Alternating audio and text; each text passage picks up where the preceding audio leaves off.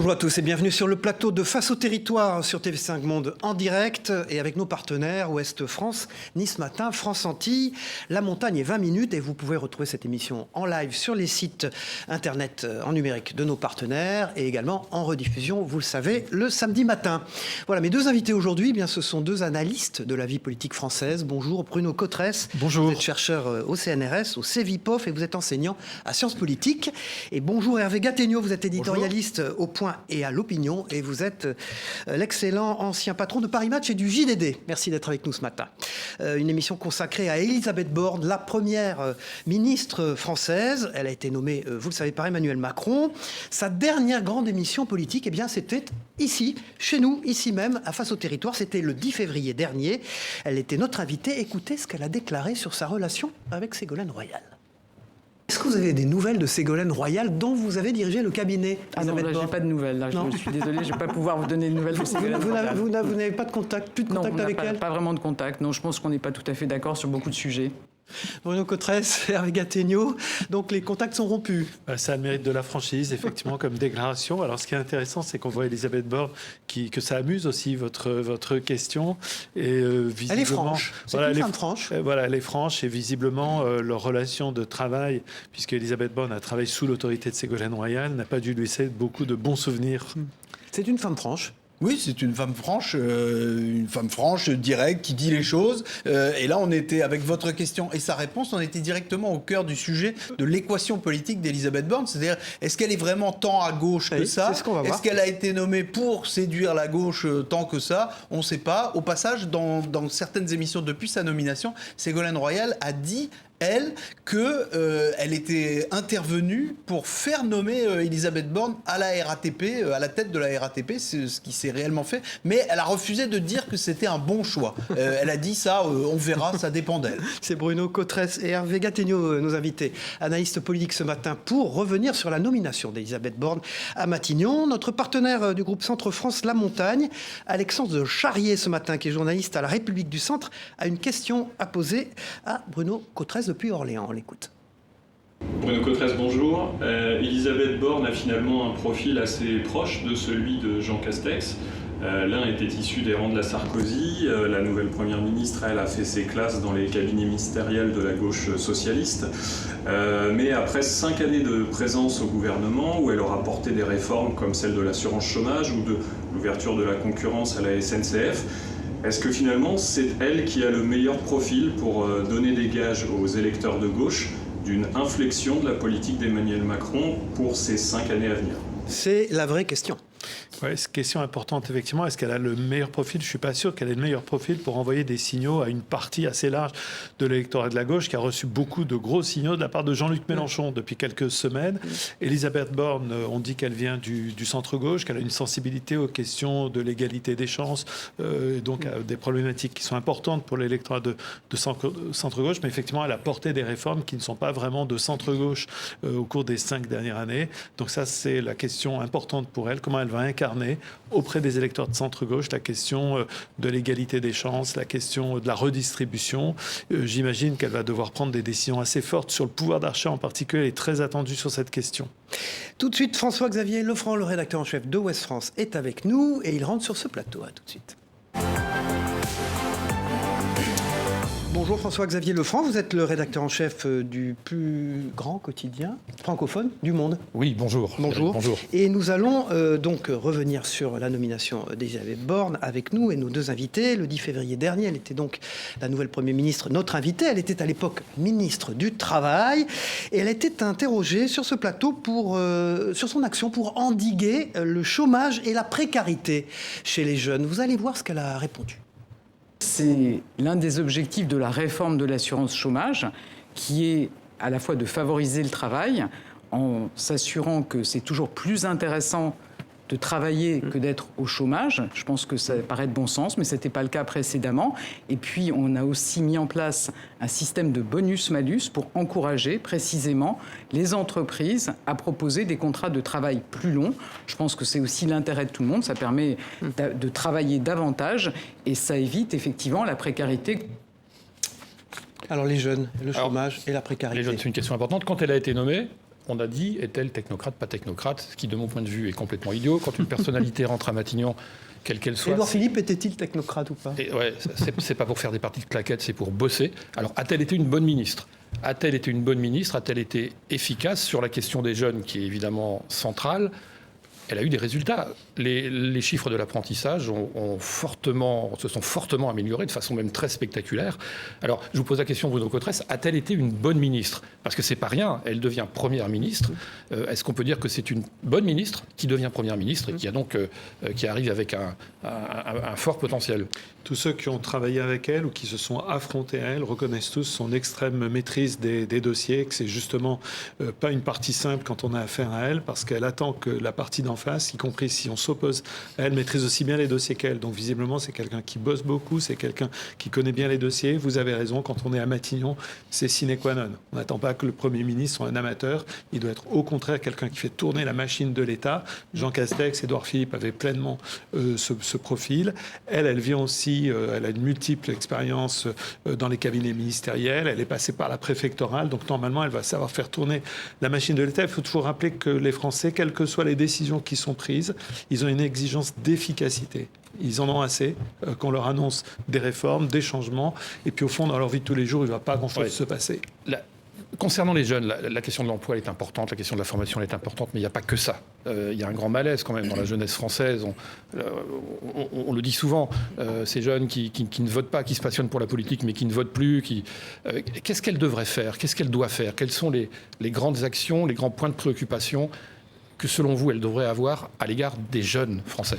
Je pense qu'il y a 2 ou 3 peut-être dimensions. Il y a une première dimension qui est la question de l'intégration politique, citoyenne de la jeunesse. Il y a un souci dans notre jeunesse. Il y a beaucoup de jeunes qui ne se reconnaissent plus dans le système politique, qui ont le sentiment que cette classe politique ne leur parle pas. C'est un sentiment subjectif, parce qu'on ne peut pas dire non plus que les politiques n'ont fait aucune proposition sur la jeunesse pendant la campagne présidentielle. Ils ont tous fait des propositions dans ce domaine-là, mais il y a un premier souci, citoyenneté, intégration sociale. Deuxième souci, la question de l'intégration professionnelle. Il y a toujours du chômage des jeunes, il y a toujours un souci, il y a des progrès de l'apprentissage qui ont été faits, mais il y a une bonne partie de la jeunesse, y compris qui est dans les facultés, qui est en études et qui a le sentiment d'avoir un horizon qui est bouché, qui ne sait pas très bien vers quoi vont mener les études, qui a le sentiment aussi d'une société française où beaucoup de choses sont tenues par les seniors et qui ne leur fait pas assez la place. Donc voilà au moins 2 dimensions sur lesquelles elle est très attendue par la jeunesse. Hervé Gattegno, vous partagez ce sentiment? Moi, je pense que les 2 préoccupations principales des jeunes aujourd'hui, c'est le travail. Qu'est-ce qu'ils vont devenir? Quelle carrière ils vont accomplir après leurs études? Quel avenir? Et puis, un sujet qui est aussi une façon d'envisager l'avenir, c'est la préoccupation écologique, qui est beaucoup plus importante chez les jeunes que dans les autres catégories de la population. Force est de constater que sur ces 2 sujets-là, Elisabeth Borne, elle a une très grande compétence. Être compétent techniquement, et vous disiez à juste titre qu'on se fiche un peu de savoir si elle est techno ou pas. Ce qui est important, c'est de savoir si elle est compétente, et tout le monde le reconnaît. Simplement, elle est compétente, mais elle est aussi décidée, et elle a une forme d'autorité. C'est-à-dire que ce n'est pas le genre de femme, Elisabeth Borne, qui va écouter tout le monde pour se faire un avis. Elle va écouter tout le monde pour essayer de les convaincre que la politique qu'elle souhaite mener est la bonne. Moi, je crois que les jeunes, ceux qui veulent pour s'intéresser à la politique, c'est qu'il y ait de moins en moins de démagogues au poste de décision. Et je crois qu'Elisabeth Borne n'est pas une démagogue. On la voyait là tout à l'heure derrière vous, avec le Conseil des ministres. Est-ce que ça a été une bonne élève dans le gouvernement? Est-ce que Emmanuel Macron l'a choisie parce qu'au fond, il savait qu'il n'aurait pas de problème avec elle? Oui, bonne élève, je ne sais pas si c'est le bon terme. En tout cas, c'est une femme extrêmement sérieuse, elle est très travailleuse, c'est une dévoreuse de dossiers. Ouais. Et on voyait d'ailleurs on dit qu'elle, comme Emmanuel Macron, elle dort peu. Elle était déjà un peu premier ministrable, c'est-à-dire qu'elle était multicompétente sur beaucoup de sujets différents. Elle a des réponses sérieuses, des réponses techniques. Et le fait est qu'un président choisit toujours un Premier ministre aussi parce qu'il sait qu'il est rassurant et que donc ça va bien se passer avec elle. Bruno Cotresse et Hervé Gattegno, nous avons sur ce plateau un ancien jeune journaliste, dans le bon sens du terme, qui a été journaliste dans la circonscription d'Elisabeth Borne, là où elle est candidate. Oui, à Vire, dans le Calvados. Vous aviez quel âge? Oh, j'avais pas 30 ans. J'avais pas 30 ans, donc c'était hier. Mais cette circonscription, c'est l'ancienne circonscription d'Olivier Stirn. Olivier Stirn, qui avait été ministre dans le gouvernement Rocard, le gouvernement Barre, qui était passé de droite à gauche, de gauche à droite, qui était un peu comme ça au centre. Et surtout, elle revient dans le Calvados. Elle n'est pas parachutée, elle revient tout simplement sur la terre de sa famille. Sa maman, ses grands-parents, ses arrière-grands-parents étaient originaires de Livaro. Livaro, c'est bien normand et c'est bien dans le Calvados. Et son grand-père... On le voit, son grand-père derrière. Voilà, qui s'appelait Marcel Le Senne, il était maire et conseiller général de Livaro. C'était le pharmacien de Livaro. Livaro, pour les téléspectateurs, c'est le même endroit où il y a le fromage.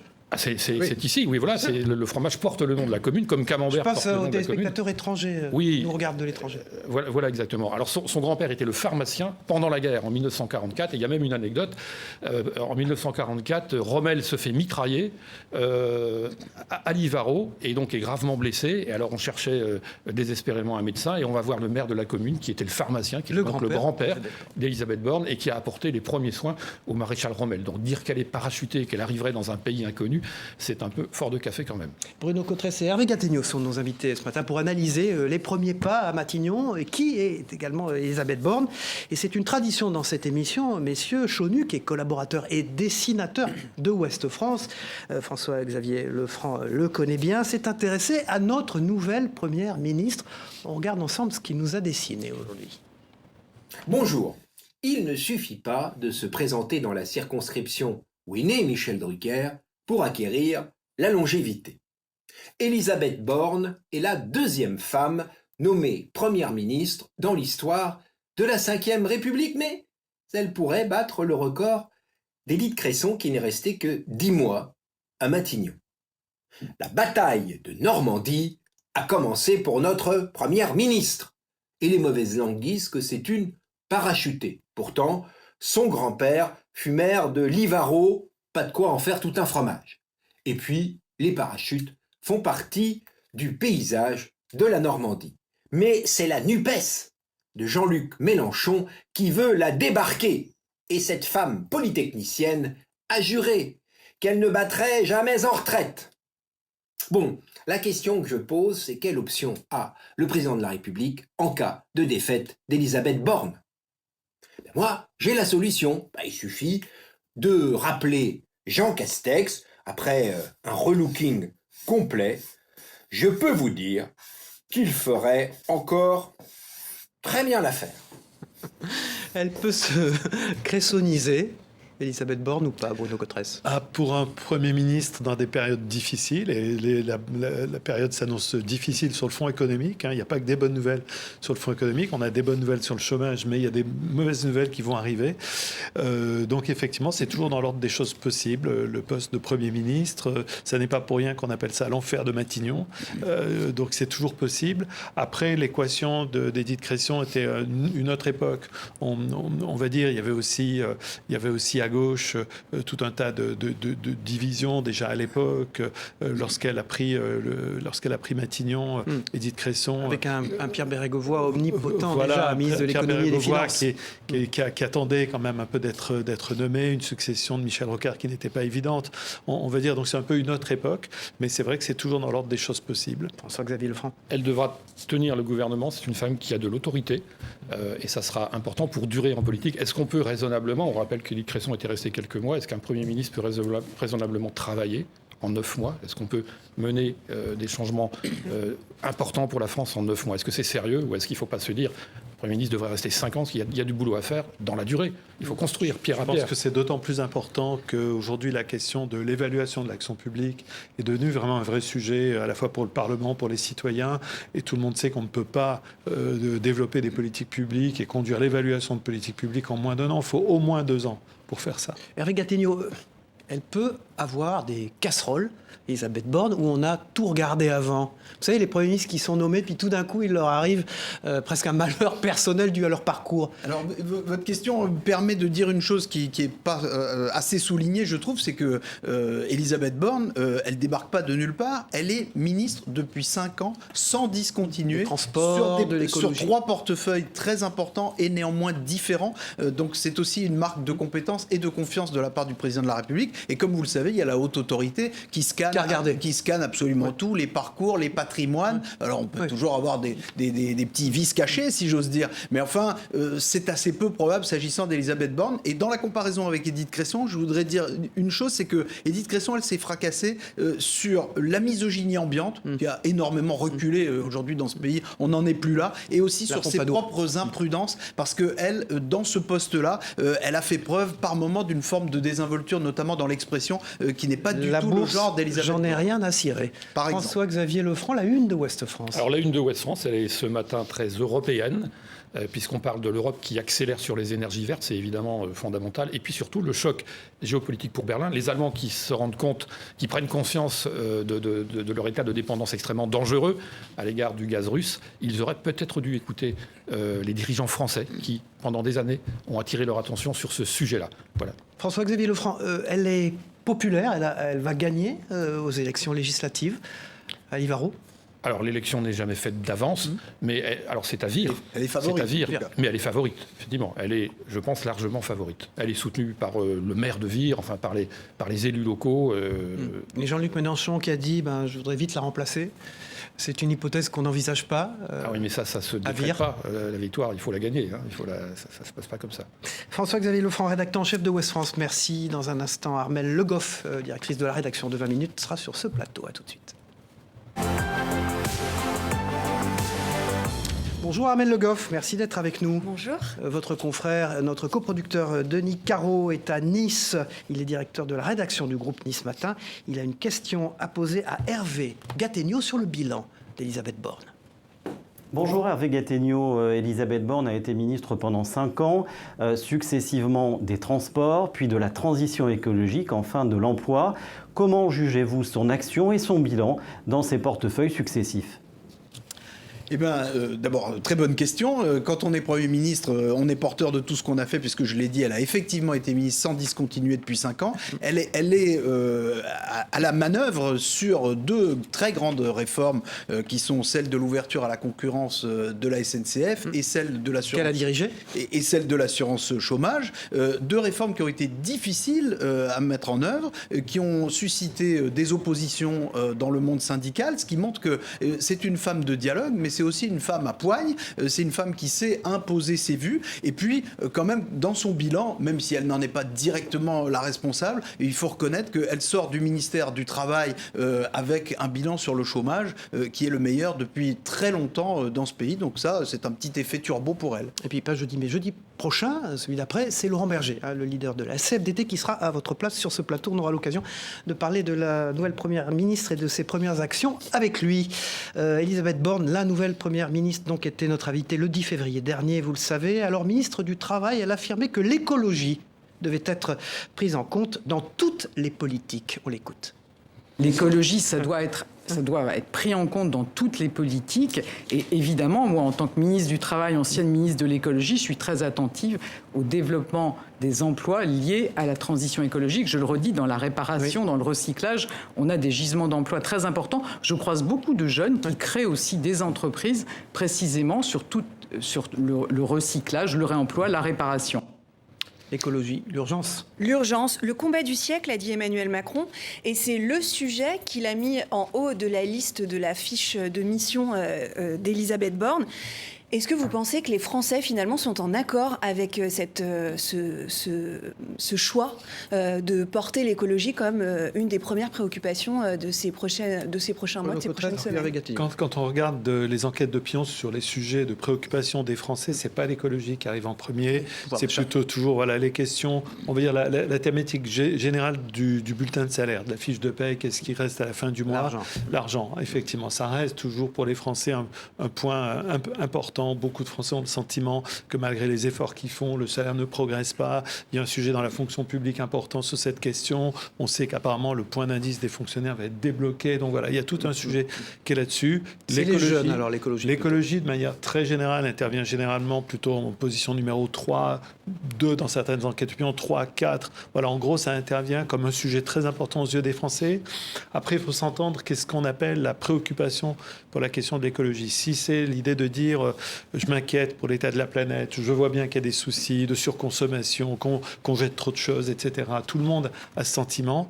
Par contre, ça ne veut pas dire forcément être d'accord avec l'idée, il faut que tout le monde change sa chaudière. Exactement.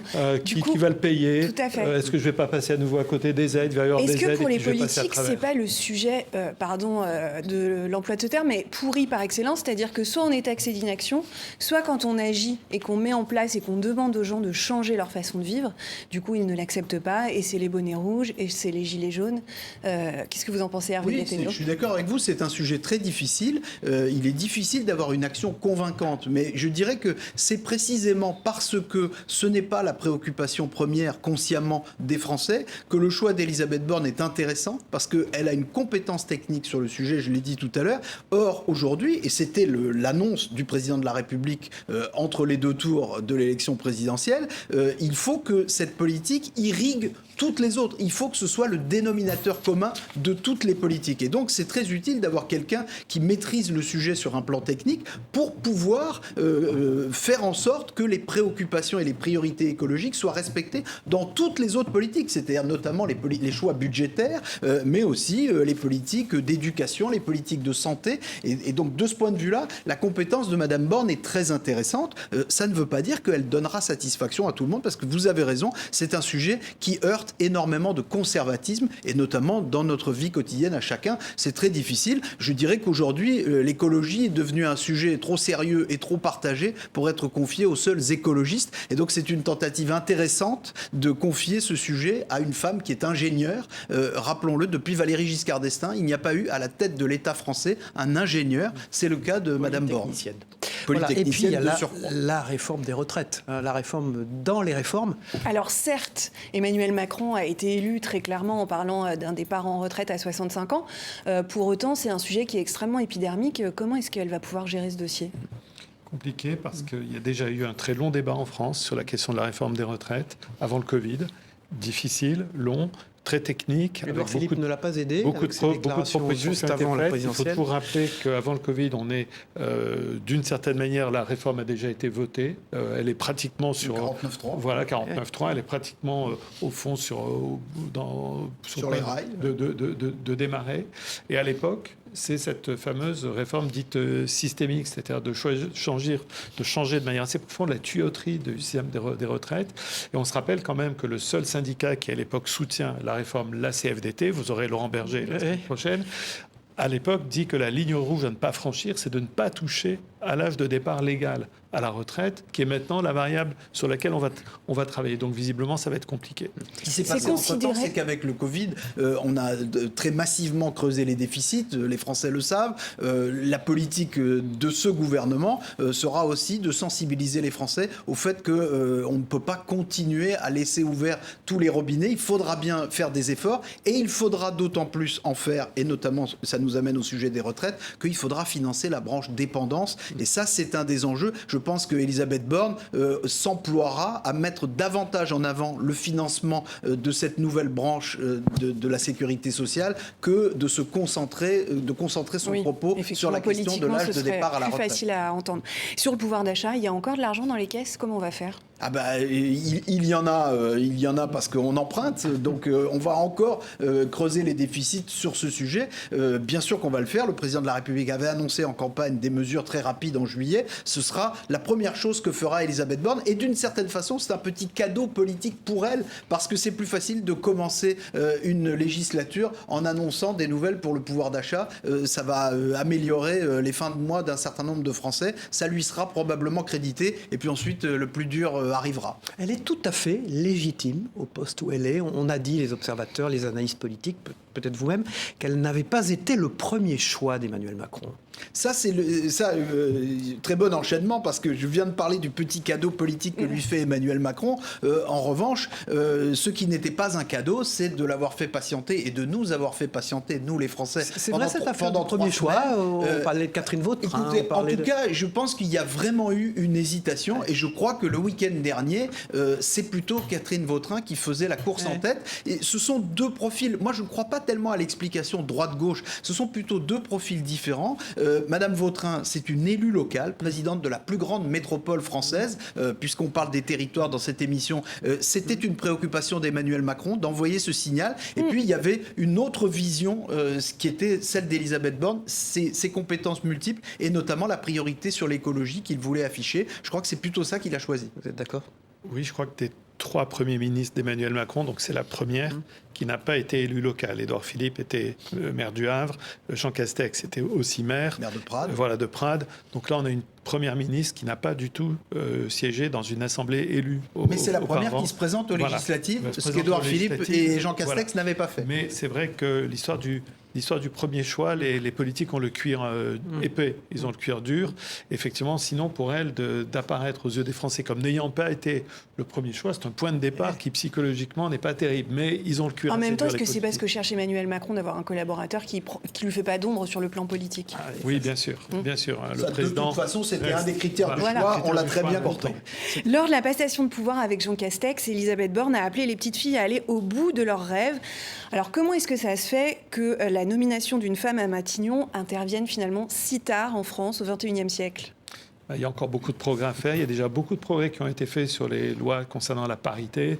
L'Assemblée élue en 2017 était quand même beaucoup plus paritaire que les précédentes Assemblées nationales. Mais il reste beaucoup de progrès à faire. Il faut quand même tirer le constat qu'avant la nomination d'Elisabeth Borne à Matignon, on avait eu le président homme, le Premier ministre homme, le président de l'Assemblée nationale homme, le président du Sénat homme, le président du Conseil économique et social un homme. Président du Conseil constitutionnel, vous pouvez ajouter vice-président du Conseil. Non, d'autant plus. Est-ce que vous avez trouvé que, par exemple, pendant la campagne présidentielle, Valérie Pécresse et Anne Hidalgo avaient pu avoir des critiques assez misogynes quand même sur leur façon de mener campagne ou pas vraiment? Valérie Pécresse un petit peu au moment de son meeting un peu loupé, il faut bien le dire, mais en réalité pas tant que ça. Elles ont l'une et l'autre fait une mauvaise campagne et c'est surtout pour ça qu'elles ont fait un mauvais score. Bruno Cotresse et Hervé Gattegno, donc analyste politique, l'un chercheur au CNRS, au CEVIPOF, enseignant à Sciences Po, et Hervé Gattegno, éditorialiste au Point et à l'Opinion, sont nos invités politiques ce matin. Tout de suite, la une de Nice Matin, puis celle de 20 minutes. Nice Matin, Denis Caro était en duplex il y a un instant, c'est évidemment Top Cruise. Tom Cruise qui était hier soir l'invité du Festival de Cannes pour la projection de Top Gun. Hervé Gattegno, vous allez regarder Top Gun, vous allez aller le voir le film, vous aussi Bruno Cotresse? La nouvelle version, elle est spectaculaire et les images qui ont été proposé pour le moment donne effectivement envie d'y aller. Hervé Le Goff est fan de Tom Cruise, c'est ça? Non, pas vraiment, mais c'est juste qu'on est raccord parce que la une de 20 minutes, c'est sur Cannes aussi. Voilà. Et puis qui reste un événement quand même culturel. Et puis une palme d'honneur à Forest Whitaker quand même. Ah oui. Voilà, formidable. Merci encore beaucoup. Mieux que Tom Cruise. Armelle Le Goff, directrice de la rédaction de 20 minutes. Merci, partenaire de cette émission. Dans un instant, Slimane Zeguidour de TV5 Monde est avec nous sur ce plateau. Bonjour Slimane, rédacteur en chef à TV5 Monde, merci d'être avec nous. Bonjour. Avec nos deux invités Bruno Cotresse et Hervé Gattegno, nous allons continuer d'analyser la présence à Matignon de cette première ministre Elisabeth Borne. Mais tout de suite, nous allons nous rendre aux Antilles, à Fort-de-France, où Cyril Boutier, qui est le directeur éditorial de France Antilles, notre partenaire, a une question à poser à Bruno Cotresse, je crois. Bonjour Bruno Cotresse. Concernant les territoires ultramarins, et notamment les Antilles-Guyane, une des premières missions d'Elisabeth Borne va quelque part être de réconcilier les populations avec le président de la République, contre qui ils ont massivement voté contre, en s'exprimant au premier tour pour Jean-Luc Mélenchon, puis au second tour pour Marine Le Pen. Sur quelle thématique va-t-elle pouvoir s'appuyer? Quels sont les leviers qui vont lui permettre de parler à nouveau à ces populations? Qui se sont sentis, notamment lors de la crise du Covid, on l'a vu dans cette émission souvent.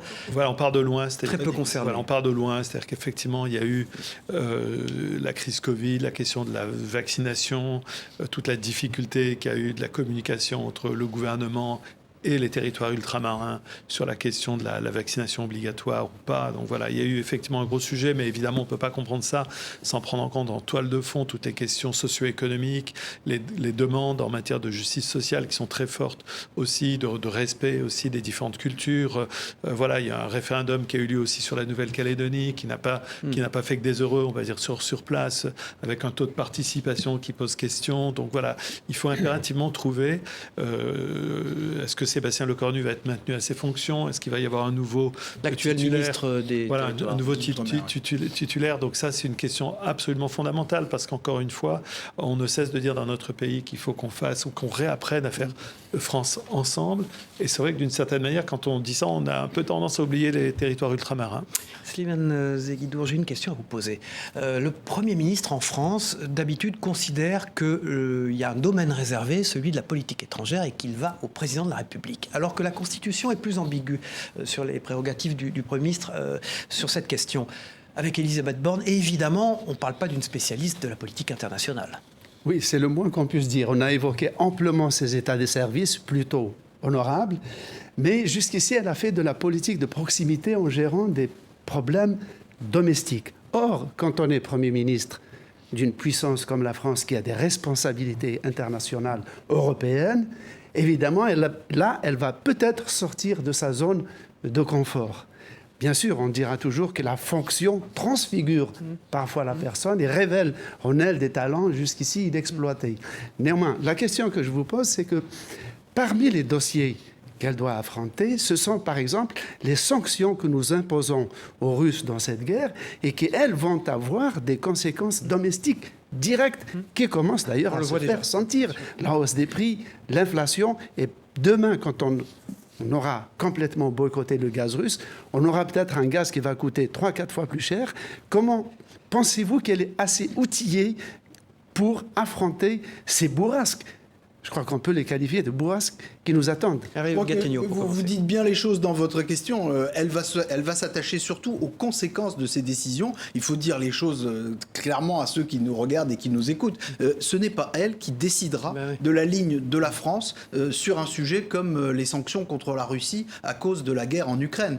C'est le président de la République. Et puis, rappelons quand même qu'il y a un Parlement dans ce pays. Donc, lorsqu'il y a des sanctions, il faut qu'elles soient votées par le Parlement. Mais la ligne là-dessus, en effet, ce n'est pas écrit dans la Constitution, mais c'est devenu maintenant la tradition sous la Ve République. Pour ce qui concerne la politique étrangère et la politique de défense, c'est le président de la République qui détermine les choix stratégiques, les choix politiques. Donc, Elisabeth Borne, là-dessus, elle s'alignera entièrement sur les décisions qui seront prises à l'Élysée. Et en effet, elle gérera la partie la plus difficile pour les Français, c'est-à-dire les conséquences, et notamment les conséquences sur le pouvoir d'achat. Bruno Cotresse, le Premier ministre en France, il a quoi à voir avec la politique étrangère de la France ? Il a à voir normalement parce qu'il est en charge. Voilà ce que dit la Constitution, c'est que le gouvernement conduit sous son autorité la politique de la nation et qu'il a à disposition, par exemple, les forces armées. Oui. Mais en pratique en pratique, on sait que c'est la fameuse théorie dite du domaine réservé, la lettre des institutions qui place le président de la République. Oui, c'est le général de Gaulle qui avait fixé le cap. Voilà, qui place le président de la République comme acteur fondamental de la politique de sécurité, de défense, gardien des intérêts vitaux du pays. La dimension européenne, Emmanuel Macron joue à domicile sur la question européenne. Il ne laissera pas une goutte à son Premier ministre d'initiative sur cette question. Et dans ce schéma, quelle est la fonction du ministre des Affaires étrangères? Là, elle est plus importante. Le ministre des Affaires étrangères, lui, il porte la parole du président, il représente la France à l'étranger. Et c'est vrai que sur des sujets très stratégiques comme la crise ukrainienne, il y aura des discussions à trois entre le président de la République, le ministre des Affaires étrangères et la Première ministre, qui sera associée de très près à toutes les décisions qui seront prises. Mais l'impulsion viendra toujours de l'Élysée. Et alors là, ça m'amène à vous poser une autre question. Les changements qui vont affecter le corps diplomatique. Comme vous le savez, l'ENA n'est plus destiné à jouer le même rôle qu'avant. Le corps diplomatique va changer.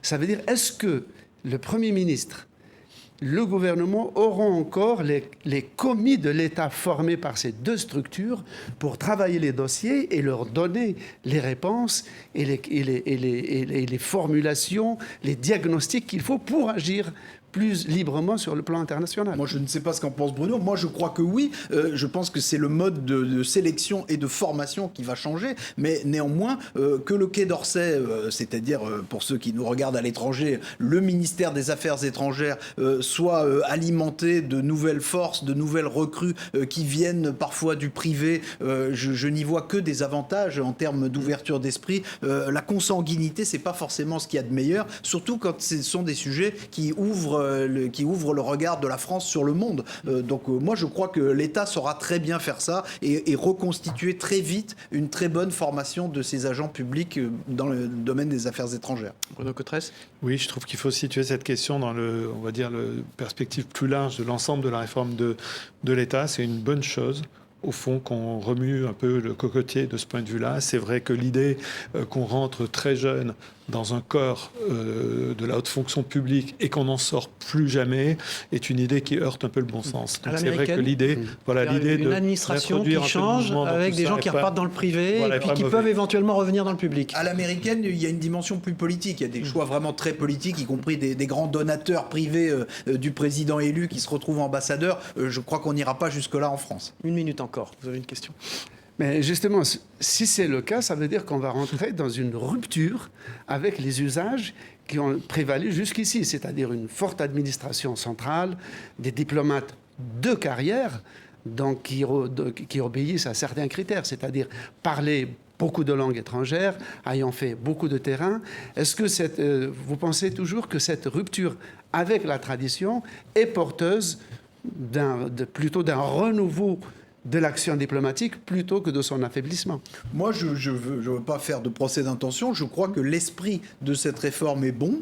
Il faut espérer que ça s'appliquera bien. Je pense qu'il y aura toujours un recrutement exigeant pour des agents qui ont des fonctions très importantes, et notamment quand vous dites parler les langues étrangères, j'imagine quand même que ce sera un des critères importants pour sélectionner les futurs ambassadeurs de la France. Les futurs agents secrets aussi, sans doute. Oui, mais ceux-là, ils sont recrutés par le ministère de la Défense. Un mot sur Elisabeth Borne, la femme Elisabeth Borne. Est-ce qu'elle peut être la chef de la majorité? Elle l'est de par sa fonction, elle vient d'être nommée Première ministre. Est-ce que ça peut être considéré comme étant à son goût, vous qui avez analysé Elisabeth Borne? Là encore, on est dans cet entre-deux entre le texte de nos institutions elle l'est de fait, et la pratique. Elle est censée être la chef de la majorité parce que c'est elle qui va au Parlement. Avec Édouard Philippe à sa droite, les avec François Bayrou à sa gauche. Est-ce que c'est pas compliqué comme positionnement? Les Français la verront tous les mercredis répondre aux questions. Donc c'est elle qui est en première ligne en termes de responsabilité devant le Parlement. Mais dans la pratique, et surtout avec le quinquennat, le chef de la majorité, c'est évidemment Emmanuel Macron. Et on va le voir très vite aux élections législatives. La question pour les électeurs, c'est est-ce qu'on donne une majorité à Emmanuel Macron, pas à Elisabeth Borne? Là où je trouve que le choix d'Elisabeth Borne va sans doute se révéler un choix de ce point de vue-là judicieux, c'est que très vite, dans le mandat d'Emmanuel Macron, tout le monde va regarder à gauche et à droite, si je puis dire, qui va succéder un jour à Emmanuel Macron. Et c'est vrai que de ce point de vue-là, si vous aviez une première ministre qui soit à la fois très politique, avec beaucoup de poids politique, avec une forme de très gros charisme personnel, évidemment que tous les regards se tourneraient vers cette personne, alors que là, Elisabeth Borne, avec un profil plus techno, avec un profil plus effectivement la personne qui porte le programme et les réformes du président de la République, elle va sans doute évacuer et échapper à cette question, parce que je ne doute pas qu'au sein de la majorité, il va falloir effectivement à un moment donné mettre de l'ordre, parce que très vite les appétits vont se réveiller dans la perspective de 2027. Et c'est son goût ou pas à elle de faire de la politique? On parlait avec François-Xavier Lefranc au départ dans cette émission du profil un peu techno dont on a dit qu'elle était issue. Est-ce que c'est son goût, la politique, aller à la bataille? Moi, je crois que c'est son goût. D'ailleurs, vous savez, lorsqu'elle était préfète de la région Poitou-Charentes, c'est elle-même qui a envoyé son curriculum vitae à Ségolène Royal, qui était ministre de l'écologie, en lui disant « J'aimerais bien diriger votre cabinet ». Vous savez, quand vous êtes préfète et que vous demandez à un ministre de venir diriger son cabinet, c'est que la politique vous attire. Ensuite, on le relevait tout à l'heure avec Bruno, elle est candidate aux élections législatives. Ça veut dire qu'elle a envie d'en faire. On ne reste pas des années de sa vie dans les cabinets ministériels, dans les responsabilités multiples. On se retrouve à Matignon si on n'adore pas la politique. Vous lui prédisez un avenir après Matignon ou pas, tous les deux? Moi, je lui prédis que si elle fait l'affaire, qu'elle s'entend bien avec Emmanuel Macron, elle va devenir compte populaire. tenu de ce qu'on disait tout à l'heure sur la question de la succession, elle peut rester 5 ans. Oui, normalement. Et donc après, on verra. Ça fait plusieurs premiers ministres qui durent plusieurs années. Je veux dire, l'époque n'est plus du tout avec le mandat de 5 ans. L'époque ne permet plus du tout d'avoir 3 premiers ministres, par exemple, dans un mandat. Donc, elle va durer quand même au minimum 2 ou 3 ans. Bruno Cotresse, chercheur au CNRS, au CEVIPOF et enseignant à sciences politiques. Merci d'avoir été notre invité. Et Hervé Gattegno, éditorialiste au Point et à l'Opinion. On vous retrouve sur les antennes, d'ailleurs, aussi de LCI de temps en temps. Merci Hervé Gattegno, merci Slimane Zeguidour d'avoir été avec nous pour commenter donc les premiers pas d'Elisabeth Borne et puis surtout son futur à Matignon. Voilà, on se retrouve évidemment jeudi prochain pour un nouveau numéro de Face au territoire. Merci à Vanessa Chahen, la rédactrice en chef de cette émission, à Pascal Quentin qui coordonne la production, à Nicolas Renard qui dirige la production de cette chaîne, Gilles Allemand qui l'a réalisé et Thierry Barbedette qui a coproduit avec TV78 cette émission. Merci, au revoir à tous. Les programmes continuent sur TV5 Monde.